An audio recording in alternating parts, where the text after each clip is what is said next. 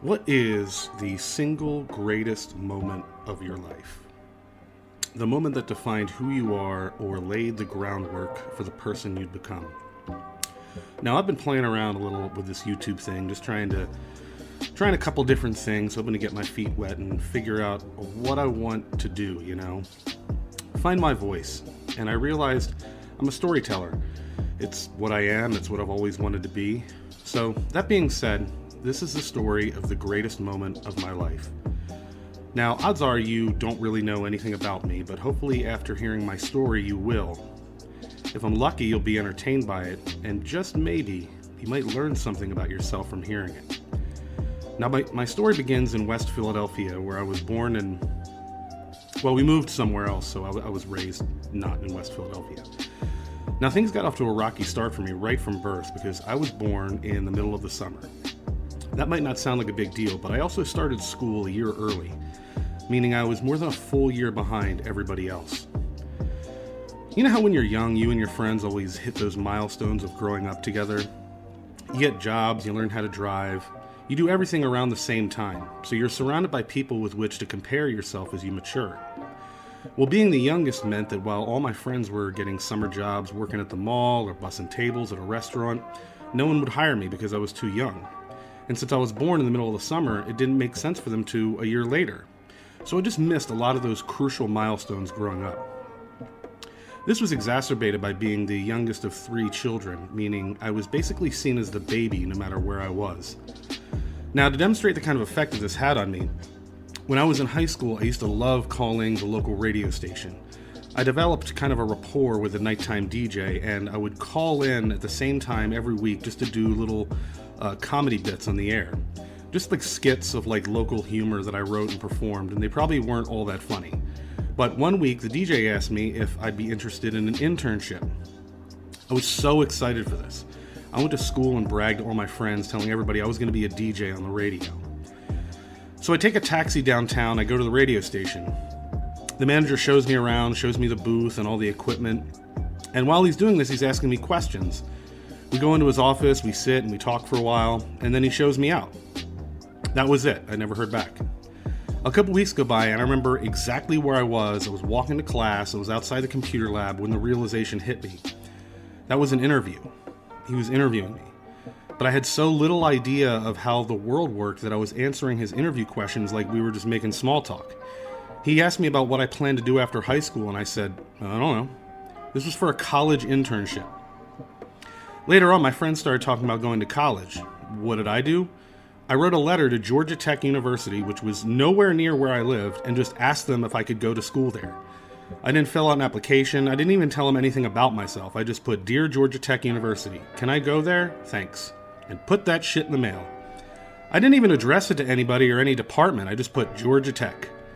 Some random person there probably read that and thought a young child with severe learning disabilities wrote it. I was 16 years old.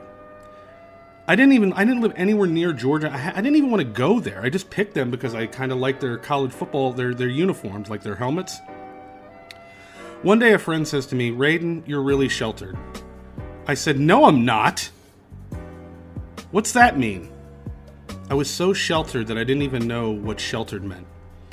Truth is, I don't think I was sheltered in the sense that I was kept from things. I think my family just kind of forgot about me. I was the baby, like Judy on Family Matters. I didn't have many lines, I didn't do much, I was just there, fading into the background, never growing up. My parents' relationship had all but fallen apart by then. They had only been staying together for us kids. My older sister went off to college, then my brother, but just as I was reaching my formative years, they divorced, with me just lingering in the background. I graduated high school barely and was, for lack of a better term, utterly useless. I had no skills, no job history, no ambitions, no idea what to do with myself. I wasn't doing drugs or anything criminal, I just wasn't doing anything, just drifting through existence. My father and I moved to another state, and he was able to get me a job waiting tables at a pizza restaurant. And he might say, so you got a job. This must be the part where you learn some responsibility. Nope. What I learned was that now I could just stay up on the internet, posting on forums and doing nothing all night, every single night, until I heard my father starting to wake up for work. Then I would sneak into bed, wait for him to leave, and continue using the computer, not going to sleep until about noon. This was important for two reasons. One, I didn't want my father to know. So somewhere deep down, I knew this was something to be ashamed of. I knew it was a shameful life I was leading. And two, to explain just how it's physically possible to get fired from a job that you don't have to be at until 5 in the afternoon for oversleeping. My father gets me another job at another restaurant. I don't know why. My dad just had connections to every restaurant. He didn't work in food or anything remotely close to the field. He just knew people at restaurants. Now I'm 20 years old and I decide that I gotta try and start turning things around. I finally learned how to drive. I tried going to community college and flunk out after one semester. I make some friends, unsurprisingly, with high school students since we're roughly the same age mentally and developmentally. I do well at my job, but I still oversleep sometimes. I'm 22 and I can't stop using the internet all night. It's so stupid. I'm not doing anything important and it's not even fun, but I just can't stop. One Sunday morning, I oversleep and I go to work, and the manager asks to see me in his office. No, not again. I can't have done this again. My older brother should have been a lawyer. He would have been amazing at that, I'm serious. Because once when I was a kid, he got in big trouble, but he managed to convince me to say that I did it and take the punishment. His reasoning was that my parents would go easier on me since I'm the youngest, so if I really cared about him, I would do it. Somehow this worked. My father whipped me with a belt. You ever hear the phrase, "This will hurt me more than it will hurt you"? Well, in this case, it was sort of true. My dad was never the punishing, strict parenting type, which definitely explained why I was the way I was. It just wasn't in him. So when he laid me over his lap and whipped me, it genuinely seemed to cause more pain in him than it did me. This was only made worse once he realized that not only did I not do anything wrong, I didn't even know why he was hurting me. I'll probably never know why my father was so hesitant to discipline us, but I have my theories. One of them being my mother. See, they separated for a bit when we were younger, and all I can remember from that time was that to her, we were like weapons to use against him.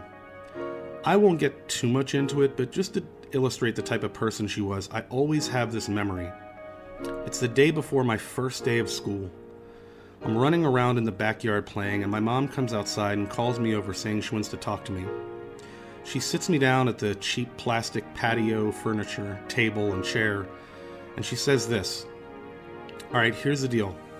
You're going to start school tomorrow, and when you do, you won't love me as much as you do right now. I'm like, what? No, Mom, that's not true. And she says, yep. You're going to make friends with the other kids, and then you won't love me anymore. I started crying and freaking out. She got up and went back in the house. I was 4 years old. That's the kind of person Mom was. So if you put a gun to my head and asked me why my dad was so Charmin extra soft with us, that'd be my guess. Because he knew what we were dealing with from the other side. I'm 22. I just lost my second job by oversleeping. My second job that my dad got for me because I can't seem to do anything for myself. My dad is out having drinks with a friend. I'm standing in the kitchen making myself something to eat, and honestly, I'm not really sweating having to tell him. I mean, this is a man who always wore a smile, never got upset or lost his temper. He walks in and he is 3 sheets to the wind drunk with a big smile on his face.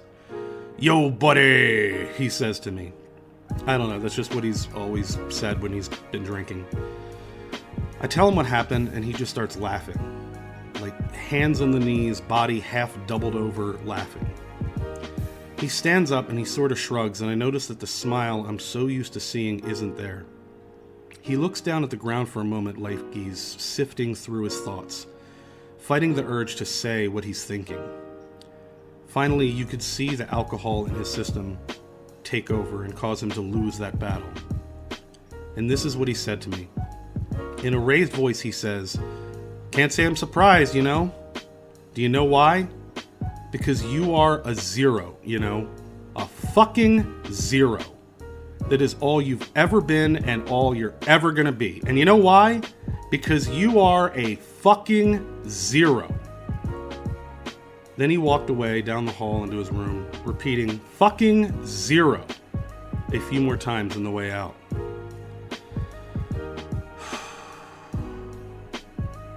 This was one of the most painful moments I'd ever experienced, but it was also the single greatest moment of my life.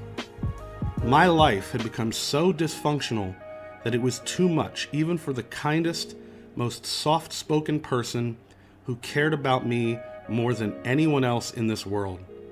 And even if that moment came way late and took liquid encouragement, it was here.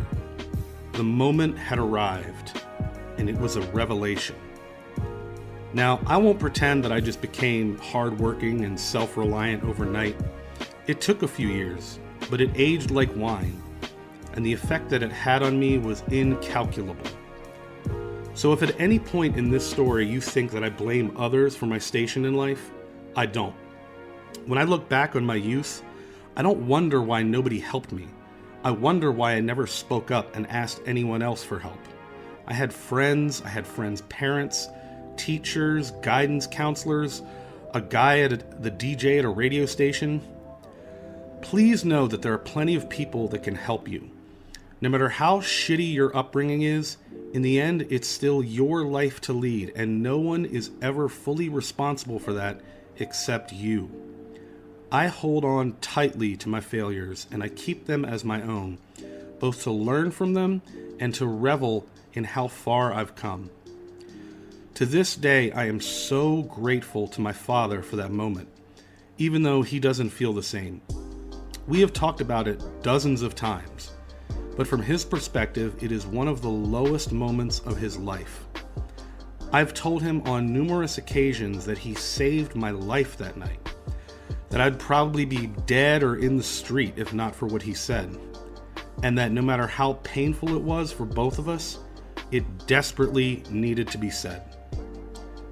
But for now, I just have to keep hoping that one day he'll see it that way too. But what about you? Have you ever had a moment like that? What was it like? Let me know down in the comments because I'd love to hear about it.